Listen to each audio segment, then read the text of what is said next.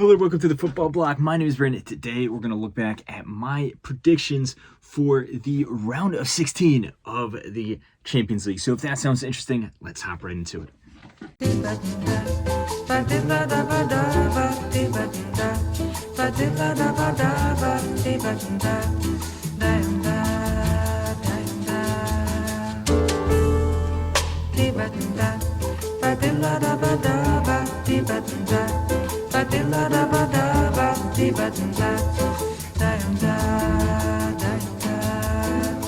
Eu quis amar, mas tive medo e quis salvar.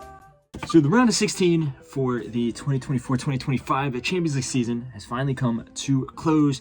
8 teams moving on to the quarterfinals, and 8 teams are heading home. But before we look ahead towards the quarterfinals, let's look back at what we just saw in the round of 16. I'm going to go through each match, talk about what happened in either leg, and then also talk about my predictions and compare that to what actually happened in reality to see how accurate I was. So let's start off with the very first matchup here. We have 2 underdog teams going up against each other. We have Aston Villa going up against Club Brugge. And this was a game that, like I said, 2 underdog teams.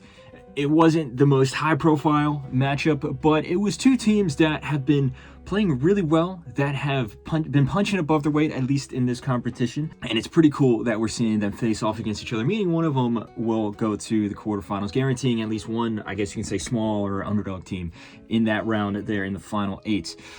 The first leg was, for the most part, I think, pretty back and forth, which is could be expected. Like I said in my prediction, I thought that this game was going to be very, very close.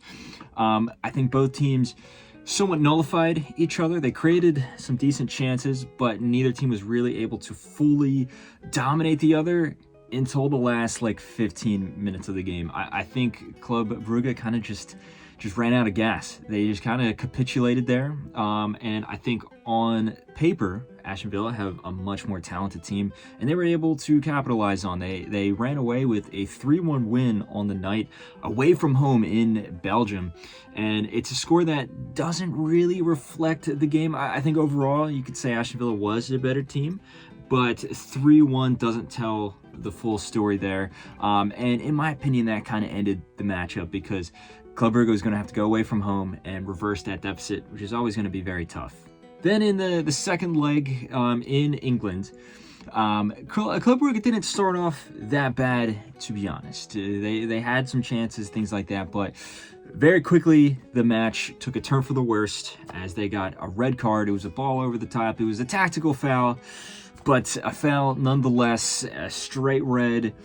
And Club Brugge was down by 2 goals on aggregate and now down by a man. And I think Aston Villa from that point on had an amazing performance. All things considered, yes, they had a man advantage, but overall, great performance. In particular, if you look at Marco Asensio, who came on at halftime in the second leg, as well as Marcus Rashford, both of those guys are forming this really good partnership together. But the whole team overall, Emi Martinez, of course, had to pop up with a few good saves here and there. I thought the defense is particularly in this second leg was pretty solid, and they eventually ran away with a 3-0 victory. I thought particularly in the second half they could have even scored more goals, so 6-1 on aggregate for Aston Villa. My prediction was that it was going to be 4-3 in favor of Club Brugge. I saw how Club Brugge completely dismantled Atalanta, and I thought, maybe the momentum's on their side. And the momentum could have propelled them forward, I think, if it wasn't for that late capitulation in the first half, or first leg there, and I think that comes down to 2 things. One, it is just Aston Villa on paper has a much more talented squad, in my opinion. And 2, and I think the more crucial point is Unai Emery. You can't count out this guy in European competitions. I said this in the prediction that it's hard to go against Unai Emery, but I decided that, maybe the momentum that Brugge has would outweigh that, but ultimately I was proven wrong here.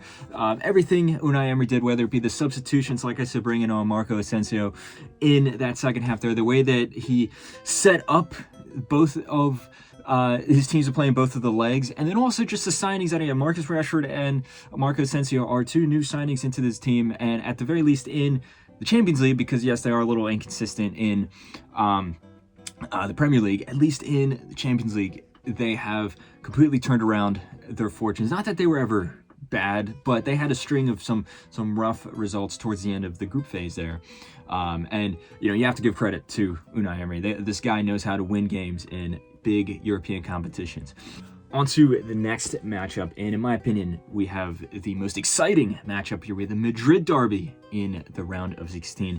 Real Madrid going up against Atletico Madrid, and these teams playing each other in the Champions League has produced some classic matches, and I think this one will go down in the ages. Now, maybe not as momentous as the two games that they had against each other in the final, but this certainly had a lot to talk about. First leg here in Real Madrid's home stadium, I thought started off super exciting. Really end-to-end, back and forth craziness, outer chaos. Not really what you would expect from Atletico, to be honest. But this is a different team than usual, a slightly different team at least in the amount of players that Atletico has. But for all the good fortune that they had going forward, for all the attacks they were creating, it was actually Real Madrid that opened the score. A really nice ball over the top to Rodrigo, and then with just a really nice finish, a chop and a dribble and a really nice shot into the top corner. It was 1-0 to Real Madrid already. And in fact, Rodrigo caused so many problems to that side of Atletico's defense there, but I think Simeone reacted well. They shuffled around the defense a little bit. Samuel Lino came back to defend a little more, and then from that moment on, I think it was all Atletico again. They started off well, had a bit of a lull, and then they took control over the match, and Julian Alvarez, who's in red-hot form right now, scored with one of the goals of the season. A ball on the outside of the box, curled it right into the side netting. 1-1 on aggregate there. And then it was Atletico that had so many more chances to score, and then that led into the second half. And even with all the momentum in Atletico's favor, it was another moment of brilliance, this time from Brahim Diaz on Real Madrid's team, that took the lead back for Real Madrid. A really nice dribble, completely skinned Jose Maria Jimenez, and it was able to poke the ball into the back of the net. And from that moment on, I think Atletico made a tactical decision. Simeone decided to hold back the team a little bit. They had some chances on the counter, but I think Real started to get more confident. They almost had some chances themselves. It was actually some really important saves and some last-ditch defending that stopped it from becoming 3-1 there. But Atletico sensed that. They decided to take their foot off the gas pedal, and the match finished 2-1 in favor of Real. A win for them, yes, but still, all the eyes were on the second leg there, because you know how Atletico can play when their backs are against the wall. And even though it was 2-1, still, we have to talk, it was 3 moments of brilliance. It was still a very tight game. It was these goals that only came from just world-class players on the pitch showing their world-class ability. Into the second leg, from minute 1, it was Atletico that opened the score. They completely came out swinging, punched Real Madrid right in the nose. Conor Gallagher scored with a pretty well put together goal, in my opinion. Just lightning pace. 1-0 on the night, 2-2 on aggregate. And Real, I think, were a little shocked. They conceded a lot of chances there. Atletico weren't able to increase their score, but still, they looked the more dangerous team. And eventually, yes, Real Madrid got on the ball more. There was, more possession that they had, but at no point did it really seem like it was inevitable that they were going to score. Atletico had a rock-solid defense there, and also throughout the rest of the game, even as their chances became less and less frequent, they still had some very dangerous moments there, particularly from Julian Alvarez, who over the course of the 2 legs had a wonderful game. And I have to say, this was a defensive masterclass in the second leg from Diego Simeone, from Atletico Madrid. Just a classic Simeone Champions League match there. Every player knew their task. It was just wonderful to see. Like, it's very easy, to point out wonderful goals, wonderful, attacking performances and things like that. It's not as apparent when a team is so defensively strong, and I think this is one of the shining examples of it. like I said, every single player, whether it was Rodrigo de Paul, Chima Jimenez, or Jan Oblak as well, rolling back the years, they all had a wonderful performance there. Now, Real still had a chance to go through on aggregate. Of course, when you're defending for 120 minutes, because this went into extra time, you're going to make a few mistakes there, especially when you're going up against world-class attackers like the ones Real Madrid has. And there was one moment where Mbappe got the ball, he got away from Clement Lenglet, got fouled in the box, it was a penalty. But even still, at that moment there, Vinicius stepped up and completely skied the penalty. Awful penalty there. Atletico lived to fight another day, leading this all the way to extra time. Still, no team was able to break through. You just got the feeling that both teams were so deathly tired, so fatigued, which led it to a penalty shootout where some really controversial events ensued. The second penalty for Atletico Madrid was for Julian Alvarez. He stepped up and scored his penalty, but when he scored, he slipped. And initially, it looked like, yes, it was a slip, but no one really saw, 2 feet touch the ball, which of course is against the rules. And it was fine there until the next player for Real Madrid was up to take the ball. He was up to score. He literally had the ball on the ground. The referee went to VAR and then chalked off the penalty for Julian Alvarez, sparking a whole discussion of robbery, things like that. Now, was Atletico Madrid robbed in this particular case here? Now, it really depends on what your definition of a robbery is. It didn't look, at least in real time, like both of Julian Alvarez's feet touched the ball. UEFA did recently release a video where they zoomed in, they slowed it down, and you can see that there's minimal contact, very minimal contact from his standing foot on the ball there. And some are arguing that it was the contact of the second foot that caused the ball to rise and hit the roof of the net out of the hands of Thibaut Courtois. I personally don't buy that argument. I think he was aiming for that height anyway. But what's controversial is, what's the purpose of VAR, right? To overturn a clear and obvious error. Is this really a clear and obvious error? Are you able to see the second contact with the naked eye in real time? No. Did it have an effect on the kick? No. I don't think that the referee should have overturned this. And let's say even if this was something that should be overturned, the rule to completely just disallow the goal, I think is a terrible rule that needs to be changed. For example, if a goalkeeper steps off his line, they do a retake of the penalty. Why didn't they do a retake here for the kick? The rule to just chalk off the goal overall, I think, is a very bad rule.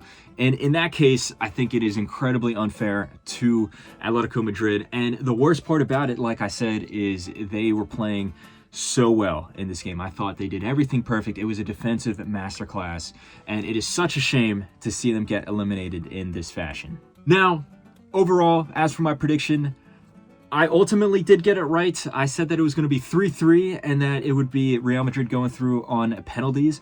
It was 2-2 and Real Madrid ended up going through on penalties there.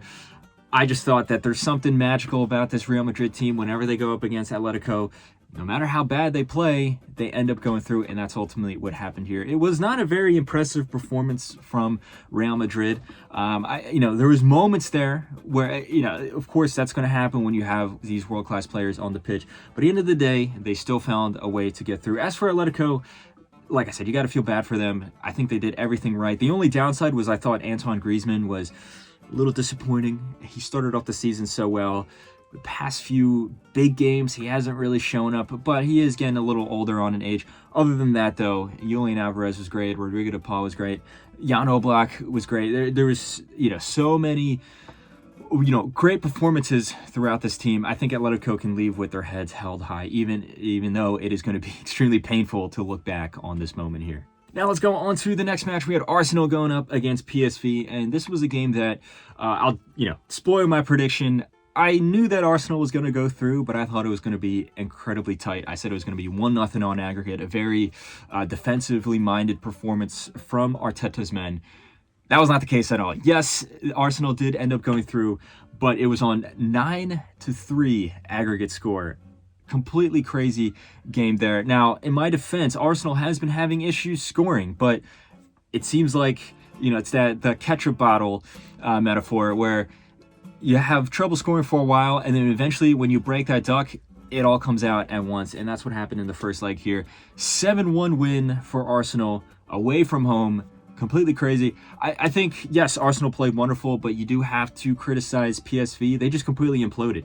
And this is not a terrible PSV side. They are in the title race in the Eredivisie. They also just eliminated Juventus in the playoff round. They played really well at times in the group phase. They had a lot of good wins under their belts here. I just think they just didn't show up in this game. Maybe they underestimated Arsenal. Maybe they just got their tactics wrong. And then also, yes, you have to give a lot of credit to Mikel Arteta, the way he lined up Arsenal here. Wonderful performance there. Second leg going into it, nothing really to write home about. Arsenal heavily rotated their squad. PSV played for some dignity, and they did. They came away with a draw, 2-2 draw, a respectable result for them. But still, at no point did it ever look like PSV was going to make a miraculous comeback or anything like that. So 9-3 on aggregate. I got the right team going through, but it doesn't feel like, this is a commendable prediction from me, considering I got the aggregate score so wildly wrong. Anyway, let's move on to the next match, and we have Lille versus Borussia Dortmund. A very interesting matchup here. Lille is a team that finished in the top 8, and they also did well enough in the playoff round to get to this point. And Borussia Dortmund, on the other hand, is a team that, on the one hand, is playing terrible in the Bundesliga. New manager has come in, Niko Kovac, and at least in the Champions League has done well, but they're still not doing that great in the Bundesliga. In fact, in between these two games here against Lille, they lost at the weekend in the Bundesliga. And yet, for whatever reason, as we saw last season, Borussia Dortmund just completely outperforms expectations in the European competitions.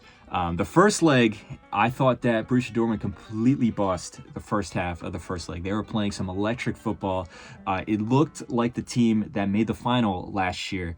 And they opened the score, but they just completely dropped the ball in the second leg there. They were so inconsistent over the course of this game. Game of two halves, the cliche there, where Lille was the one that started bossing the game, and then they tied it up 1-1 with a goal that, looked very deserved at that point, and they almost scored a winner, in my opinion. Into the second leg, though, Lille did open the score, but it was a very lucky goal off of an error from Kobel in goal. It was Borussia Dortmund from minute 1 to minute 90 that dominated the game. Eventually, they came away with a 2-1 win. Probably should have been more on the night, but still, they overall come out with a 3-2 victory here on aggregate. My prediction was that it was going to be 5-3. I thought that both teams would win their home leg. Not really the case. Yes, you can criticize Borussia Dortmund for that lax performance in the second half of the first leg, but over the course of these two games here, I think they were by far the better team. And that's not to say anything bad about Lille. I think that they showed up and, they had some respectable moments there, but Borussia Dortmund is a much better team. And for whatever reason, just in European competitions, that's when the mentality clicks. It's not really working out in the Bundesliga. It's not really working out in their other competitions. But for whatever reason, just in the Champions League, Borussia Dortmund lives to fight another day. Now let's move on to the next match here in the next round. The next 4 matchups we're looking at here. We have Inter Milan going up against another Dutch team in Feyenoord. And this was, I think, a pretty straightforward matchup. And probably, the most expected matchup to be this straightforward. Feyenoord's a good team, but realistically, no one really saw them outperforming Inter Milan, who is one of the best teams in the world, in my opinion. Yes, they're not as consistent as they were last year when they won this Scudetto, but still, it just top to bottom, they have one of the most talented squads in the world and one of the best team units as well. The first leg finished 2-0 in favor of Inter Milan. It wasn't anything to write home about. It wasn't a super emphatic, passionate, and wonderful performance from Inter Milan, but it was a good enough performance. A really good goal from Marcus Thuram, also a really good goal from Lautaro Martinez as well. They shut up shop, and that was pretty much it. And it was almost the same thing in the second leg. Now, Feyenoord did really push Inter Milan. They had some moments there. They actually equalized at one point. But still, at no point did it look like Inter Milan were, apprehensive or afraid of dropping their league or anything like that. It was, just a very professional and intelligent performance from Inter Milan. They ended up winning 2-1, 4-1 on aggregate. My prediction was essentially what happened. I thought that they were going to win 3-1 in aggregate, so I was off by 1 goal, but I pretty much had the vibe of the match right. I think Feyenoord had a very good campaign. They can go home with their heads held high. They had some very good moments here, and it's really admirable considering how chaotic their domestic season has been as well. On to the next matchup here. We had an all-German affair going up against Bayer Leverkusen and Bayern Munich, and this one, I have to say, for my own biased reasons, was a very, very disappointing matchup. You know, I'm not a Bayer Leverkusen fan or anything like that, but it was so cool seeing them outperform expectations and finally win the Bundesliga last year and play so well.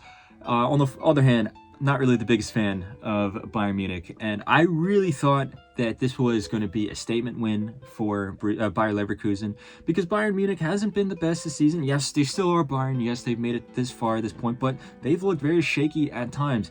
Compare that to Bayer Leverkusen, who are obviously the defending champions of Germany and haven't lost to Bayern Munich in a very long time.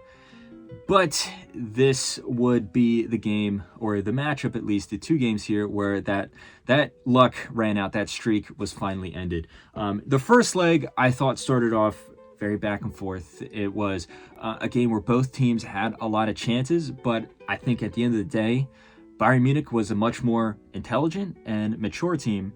And on the flip side, obviously, Bayer Leverkusen was incredibly immature. The team overall is very young, and then also Xabi Alonso himself is a young manager, and I think both the players and the manager here just got this completely wrong. That the way that they responded to how the game went, there was a lot of mistakes as well, goalkeeping errors, and ended up being a 3-0 victory for Bayern Munich. You can argue that it was a little generous of a scoreline. It doesn't necessarily reflect how the game went, and I would say that would be true if you just watch minute 1 from like minute 70. But from that point on, minute 70 to the end, it was utter capitulation from Bayer Leverkusen. They had a player sent off. They were making some just really stupid mistakes and they completely lost the plot. And then with a 3-0 deficit going into the second leg, it was going to be really hard. It was going to require a miracle for them to come back against Bayern Munich, playing at home. So, and Bayer Leverkusen, I thought, weren't awful in the second leg, but Bayern Munich really showed up. This is one of the best performances that we've seen from Bayern Munich, not just in the Champions League, just throughout the season. Very professional, very straightforward. They knew what their job was. They shut up shop. They didn't let Bayer Leverkusen get a foothold in the match. Harry Kane had a second goal here. I think over the course of the 2 legs, Harry Kane and Joshua Kimmich had wonderful performances. I think those were the 2 players that were driving Bayern Munich further. But overall, Bayern Munich had, I think, just a plethora of good performances. A huge improvement from their last performance in the playoff round against Celtic, where they ultimately did go through, but they got very lucky. This was not that. They did not get lucky in here at all. They were by far the more deserved team to go through, as painful as it is to say, because it would have been cool to see the underdog story continue on into the Champions League for Bayer Leverkusen. My prediction was that Bayer Leverkusen was going to upset Bayern yet again. I thought it was going to be 3-2 on aggregate. Obviously, got this one completely wrong. It is a 5-0 aggregate score for Bayern Munich there as they march on to the quarterfinals. Now let's move on to the second to last matchup here. We have Barcelona going up against Benfica. 2 teams that we saw play each other in the group phase in one of the most historic Champions League matches of recent times. And while neither of these 2 games were as, I guess, historic as that, it was still a very fun matchup to watch for the neutral fan, and also obviously for the Barcelona fans, not so much for the Benfica fans. Not that Benfica played awful over the course of the 2 legs, but I think we can all comfortably agree that Barcelona was by far the better team and by far the deserved winner here. The first leg actually started off a little shaky for Barcelona because they have such a high line that can get exploited at times. Benfica exploited it yet again, causing a defensive mistake, and Pau Cubarsí had to make a tactical foul. He got sent off. Red card there very early on into the game, and that completely messed up, Barcelona's initial lineup, the way that they were, planning to go about this game. But they handled the game very, very well. They calmed it down. They didn't let Benfica run all over them. And while they weren't as explosive going forward, they chose their moments. They still were incredibly effective, and they pounced on a mistake from Antonio Silva, who accidentally passed the ball right to Rafinha. And Rafinha scored yet another goal, yet another important goal against Benfica. Really nice strike from outside the box. And Barcelona came away with a 1-0 victory away from home. It is also worth noting that Szczesny had a wonderful performance as well, making some really crucial saves to keep a clean sheet for Barcelona. And this was also really important for Szczesny, considering he didn't have a good performance in the last game against Benfica. He didn't cover himself in glory. In fact, a lot of the goals that Barcelona conceded in that game were the fault of Szczesny, and he overall had a shaky performance. So huge redemption from him. Besides for Rafinha with that winning goal, you would have to say Szczesny was the man of the match. But Benfica, they would feel that they were hard done by, considering that they were a man up for most of the match and they couldn't get anything out of it. But still, it was a very, very overall great performance from Barcelona.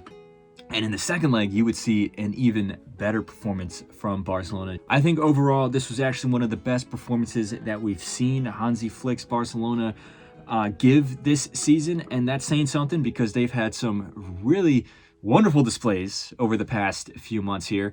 Just from the first minute there, you had Lamine Yamal with a jaw drop and assist to Rafinha. And then, yes, Benfica did score, and it was a good goal, a bit of a lucky deflection, but still a well put together set piece and a goal from Otamendi to tie it up on the night. But before Benfica was able to get a foothold in the match, they went down and conceded yet another goal. This time, Lamine Yamal, who he assisted the first goal, now with an even better piece of individual brilliance, scored with like a chip goal almost with the inside of his foot from outside of the box. He was in a good shooting position, but he was almost going away from the goal. It didn't look like anyone was expecting him to take that shot, and yet he did and scored. One of the best goals of the round there. And then from that moment on, it was all Barcelona. And that's not to say that Benfica played bad either. They tried. They really tried. But Barcelona was just that good on the night. There was another goal from Rafinha there, and then a fourth goal to top it off on the night to make it 4-1 to Barcelona. And eventually, Barcelona finished the match 3-1 on the night, 4-1 on aggregate.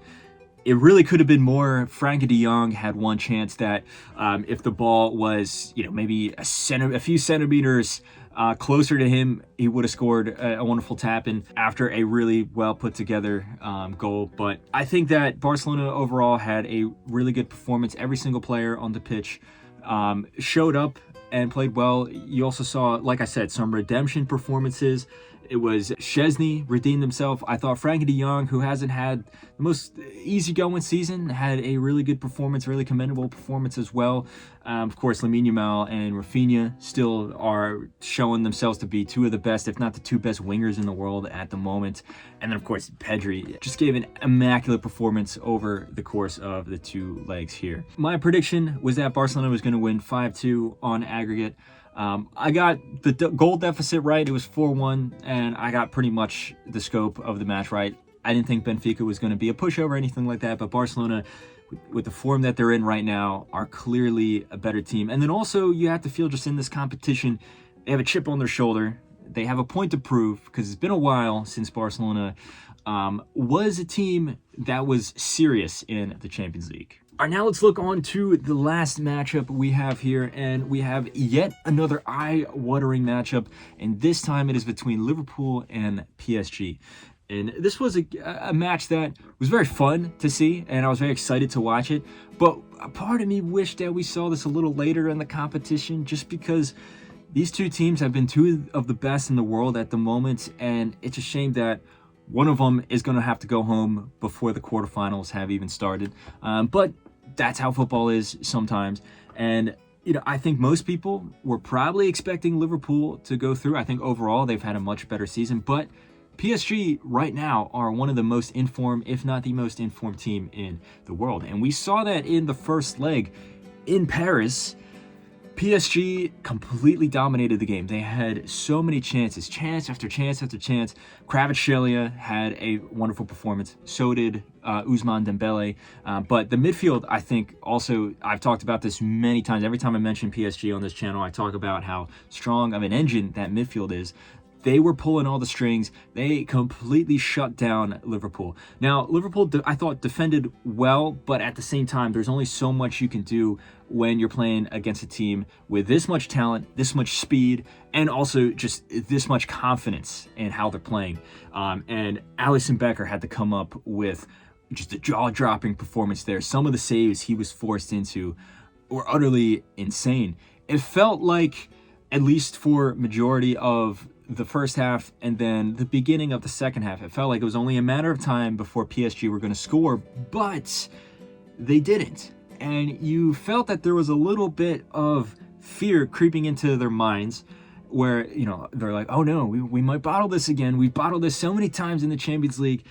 And it all came crashing down when Arne Slot made a few substitutions. Harvey Elliott came on, Darwin Núñez came on, and he introduced a lot more aggression onto the front line. His hold-up play was very good, and he created a goal for Harvey Elliott with Liverpool's, I think it was only their second or third shot of the game. Really well put together move. Liverpool came away with a robbery, almost a robbery, it felt like, of a 1-0 victory where they got completely outplayed, and yet they were just so much more intelligent. They relied on Alisson as well. Good counterattack at the end, and that was it. Going into the second leg, Liverpool was hosting PSG at Anfield. It felt that there was only one result here, that Liverpool was going to close up shop. But PSG showed up and still were just as dangerous as they were in the first leg. That being said, so was Liverpool. Salah had a chance that looked to be a wide open tap-in, but Nuno Mendes made a wonderful save with his knee to block, like I said, a seemingly assured goal. There was a bunch of other chances for Liverpool as well, but it was actually PSG that scored somewhat against the run of play, and it was a bit of a lucky goal where Konate made a really good clearance to block a pass coming in from Bradley Barcola, but the rebound fell right to Dembele, who was able to tap it in. And from that moment on, I thought it was back and forth. PSG would have a chance, and then Alisson would have to make a really good save. But then Liverpool would have a chance, and then Donnarumma would have to make a really good save. Into the second half, though, I felt that Liverpool started to gain control of the match. It looked like they were the team that, were more inspired by the crowd. Obviously, they're the home team. You had the Anfield faithful really egging their team on, really motivating them. And there was a few chances there that I think Liverpool probably should have scored. Now, you can say that they were unlucky. There was one shot that hit the post. Szoboszlai actually did score, but it was called for offside, very slightly offside, but ultimately the right decision. But they couldn't break through. They couldn't break the deadlock and went to extra time. I think both teams kind of were expecting for penalties because they were just so tired at that point, and eventually went to penalties there. And it is a shame to see because Darwin Núñez, as I mentioned before, got subbed on in the first half and changed the game. His aggression, his pressing from the front, and his hold-up play is what led to the goal. But here, the flaws of Darwin Núñez's game were exposed, where he stepped up for his penalty, and he's a guy that sometimes isn't the most clinical, and he had a really bad penalty. Yes, Donnarumma saved it, but this was, for a player that's supposedly a top-class striker, terrible penalty. I think that killed Liverpool's mentality, killed their momentum.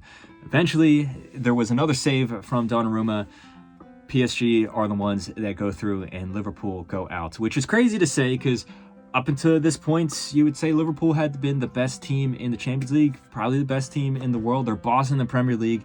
It looks almost guaranteed that they're going to win. They finished top of the group phase in the Champions League. They only lost one game, and that was on the last day of the group phase, where they had already guaranteed essentially that they were going to finish top. So it is crazy to see at this point, especially when you compare to how shaky PSG were at the beginning of the season. They were losing a lot of games, especially in the Champions League here. But they just hit form at the right moment. I talked so much about the midfield here, and while yes, they were great, I think it was more so on the wingers in this match. Kvaratskhelia and Dembele in particular. You also have to mention Barcola as well. But then also Donnarumma. I think overall for both teams there, the goalkeepers really showed up. Alisson, over the course of the 2 legs, was the standout performer. But at the end of the day, it was Donnarumma making the crucial saves throughout the second leg, but then also those 2 big saves in the penalty shootout. This is also really important for Donnarumma because he hasn't had the best time with PSG. He had that controversial transfer from AC Milan, and you almost felt that he kind of declined a little bit in form. But like the entirety of PSG, it seems that they are on the upwards. They're overcoming this bad mentality that they had, at least in the Champions League, that they've had over the past few seasons, and they march on to the quarterfinals. As for my prediction, I somewhat called it here. I knew that it was going to be a really close game. I thought there were going to be a lot more goals. I didn't foresee the amazing goalkeeping performance from either team. I said it was going to be 4-3 on aggregate to PSG because I just felt there's something special about them. Like I said with Barcelona, PSG also has a chip on their shoulder. But the big thing was just the momentum that they had. And ultimately, I was proven right here, even though I didn't get the exact scoreline correct. So anyway, guys, that has been my reaction to my predictions for the round of 16 of this year's Champions League. Let me know what you thought. If you did predictions, let me know how your predictions went.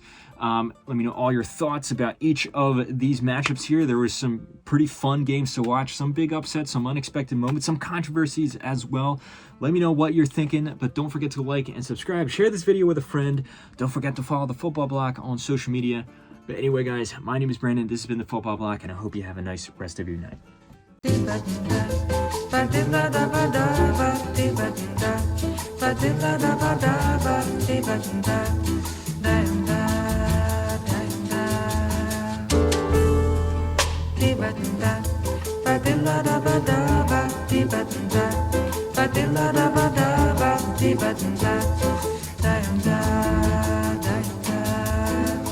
Eu quis amar.